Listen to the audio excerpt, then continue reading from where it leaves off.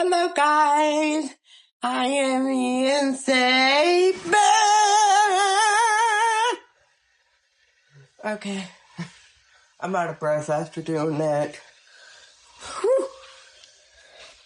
Okay, so we're going to be talking about a very famous murder case. And I hope you guys are having a good day or night. I don't blame you if you're having a good night watching this, because I like to give myself a little night scare. So let's get started. Lyle and Eric Menendez grew up in one of the most wealthiest families in Beverly Hills, California, which is right outside of Los Angeles.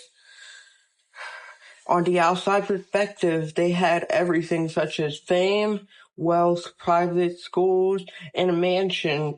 Their father, Jose Menendez, was a successful entertainment executive, while their mother, Kitty, really, you name your daughter Kitty.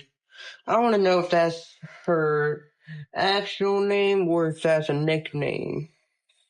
She had given up her career to raise her kids, but behind the curtain was a household full of tension, fear, and allegation of severe emotional, psychological, and physical abuse. The father was controlling and violent, but their mother struggled with substance use and mental health problems. On August 20th, 1989, the brothers entered the house with shotguns and killed both of their parents. Jose was hit 6 times and Kitty was hit 10 times. After they were killed, they have claimed to have discovered the body and called 911 in distress. The police treated them as grieving sons, and the case went unsolved for months. However, their sudden spending on luxury cars, restaurants, and overseas travels, which then raised questions as to if they were the ones who killed their parents. But eventually, Eric confessed the crime during a session with his psychologist. The psychologist's girlfriend reported it to the police, leading to the brothers' arrest in 1990. The first trials of Lyle and Eric Menendez began in 1993 and instantly captured national attention. Both were tried separately with the same judge, but their cases were seen in front of the entire country through the televised courtroom broadcast. The defense presented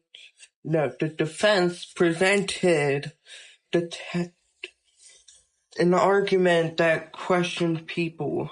The brothers were victims of years of sensual, emotional, and physical abuse at the hands of their parents, especially their father, Jose Menendez. Both brothers testified that their father had threatened to kill them if they don't keep the abuse as a secret, as a reason why they killed their parent. Some people believed their stories and they sympathized with the brothers, while others were appalled by the murder and believed they did it out of greed. I mean, if you're put in that situation, I don't know what I would do. I'd probably run away if I was in that situation. Okay, let's get back at it. No sidetrack. In 1995, the second trial moved forward with a different approach. This time, the judge ruled that much of the detailed testimony about the alleged abuse would be restricted. Without the emotional weight of the earlier allegations, the prosecutors argued that the murders were influential by financial greed. They pointed out that the expensive lifestyle the brothers had after the murder. They went on expensive shopping sprees, luxury cars, and overseas travels. The prosecutors claimed this was a clear motive and premeditation. Without full access to the abused claims, the jury viewed the cases through a narrower lens. In 1996, both brothers were convicted of 2 counts of first-degree murders and sentenced to life in prison without the possibility of parole. Jose Menendez, who was described as a controlling perfectionist father who demanded complete obedience and used his fear and psychological pressure to maintain dominance over his family.